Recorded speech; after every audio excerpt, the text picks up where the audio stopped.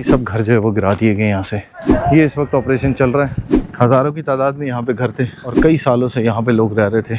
यहाँ पे CDA की टीमें आई थी और यहाँ पे भारी मशीनरी के साथ ऑपरेशन किया गया था। CDA अपनी मशीनरी के साथ आता है, जो आसपास का एरिया है उसे क्लियर कर रहा है। दूर दूर तक किसी भी जगह पर आपको कोई घर या इमारत नज़र नहीं आएगी।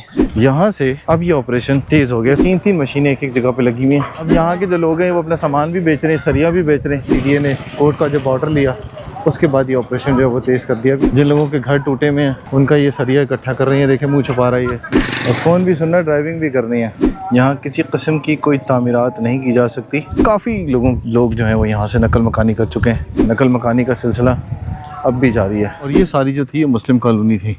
एक मस्जिद यहाँ पे नज़र आएगी जो यहाँ पर है। इस ऑपरेशन के नतीजे में ये जगह सारी की सारी अब आपको मलबे का ढेर नज़र आ रही है। कोई घर कोई इमारत आपको नज़र नहीं आएगी यहाँ पे। ये रास्ता जो है वो अब क्लियर हो चुका है, लेकिन आगे जो है वो ऑपरेशन होता जा रहा है। ये लोग बैठे हुए हैं जो यहाँ सामान इकट्ठा कर रहे हैं सारा। CDA इंतज़ामिया की टीमें आ रही हैं।